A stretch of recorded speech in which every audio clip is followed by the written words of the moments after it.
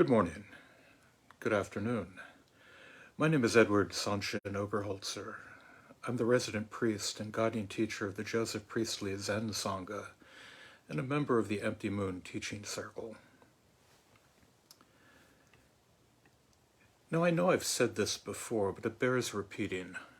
I have, as many of us have, chanted the Heart Sutra for years, probably for decades. And for many of those years, I confess, simply reciting the words. I might as well have been chanting in Japanese, a practice which, while lovely, is unhappily devoid of meaning for those of us here in the West who remain sadly monolingual. Consider that our compatriots in Kyoto may chant those same syllables, and yet they know, or rather might know, what those words mean, even if they chant in Japanese much as I have chanted in English, and really miss the nuances of the actual content.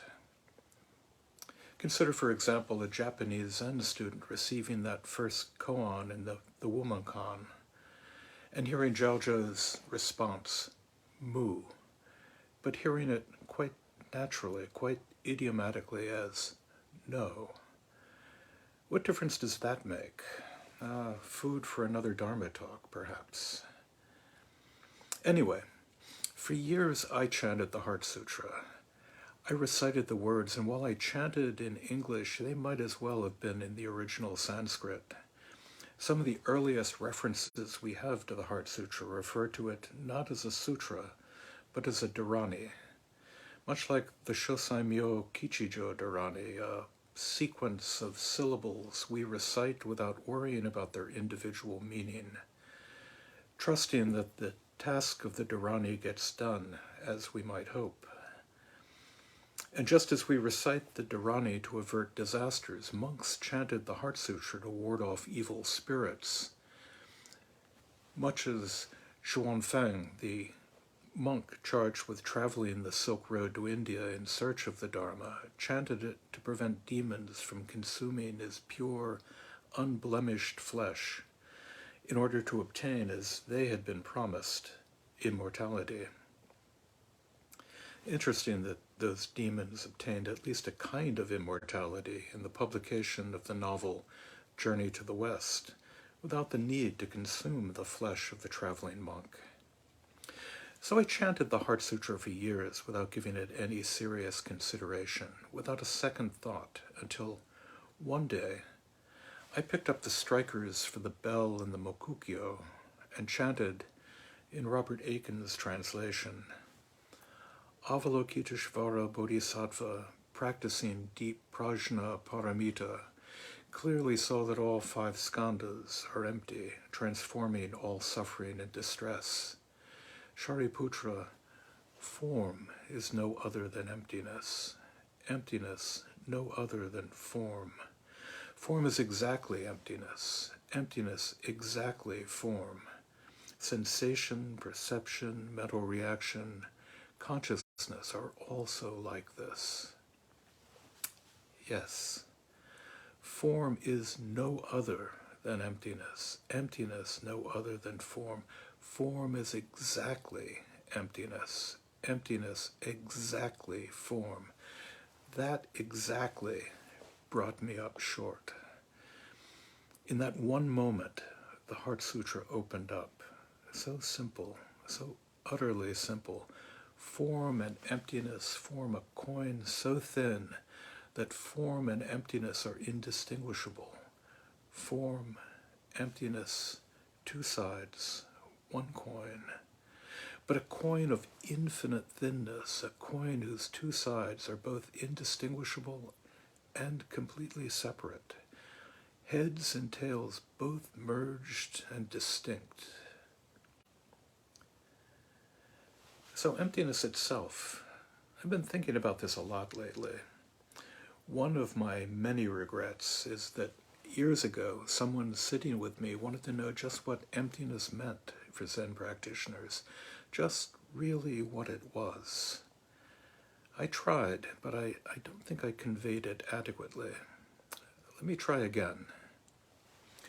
I cobble together several pieces of wood, a couple of shortish sticks, a couple of longish sticks. I attach them to a flat piece of wood, lying horizontally, and another piece connecting the two longish sticks, forming a back.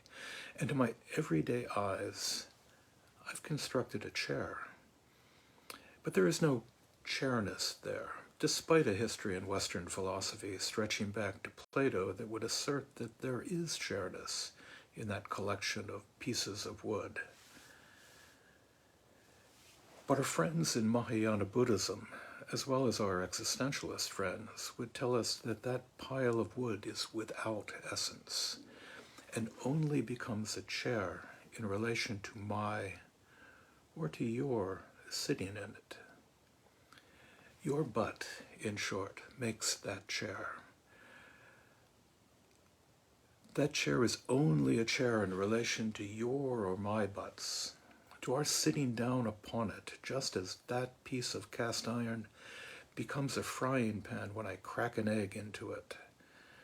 I become a friend when I interact with others. I become a father in relation to my children, but this is not simply in relation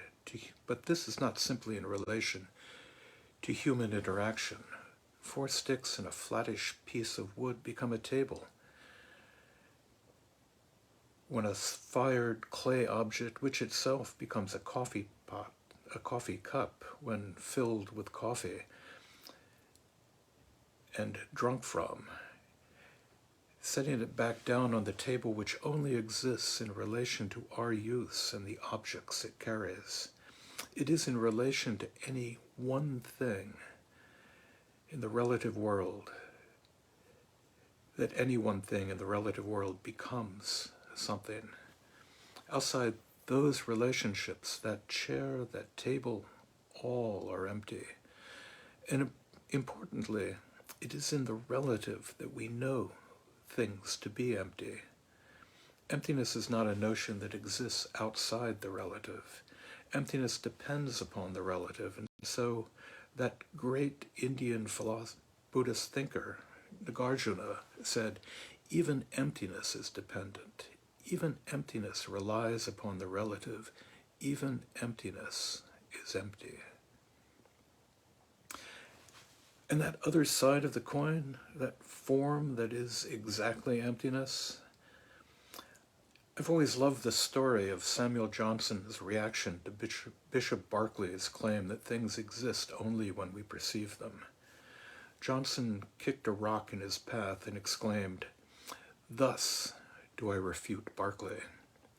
Nagarjuna would not hold that the rock existed in and of itself, but that it, like Johnson himself, like you and I, was dependently co-arisen, that it was a part, just as we are a part, of the conventional world, and so is real. Emptiness, exactly form. But don't take my word for it. My favorite insurance executive, that inhabitant of Hartford, Connecticut, Wallace Stevens, had a few words to say about emptiness in his poem, The Snowman.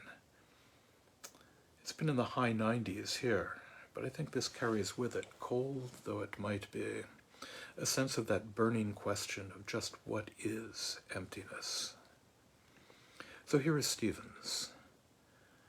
One must have a mind of winter to regard the frost in the boughs of the pine trees crusted with snow, and have been cold a long time, to behold the junipers shagged with ice, the spruces rough in the distant glitter of the January sun, and not to think of any misery in the sound of the wind, in the sound of a few leaves, which is the sound of the land, full of the same wind that is blowing in the same bare place, for the listener who listens in the snow, and nothing himself beholds nothing that is not there, and the nothing that is.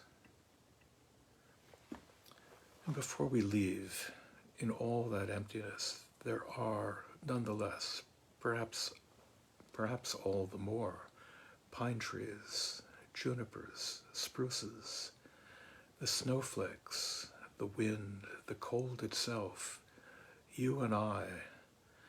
Nagarjuna would tell us that without those conifers, without that particularity, without you and me, there would be no emptiness. Thank you.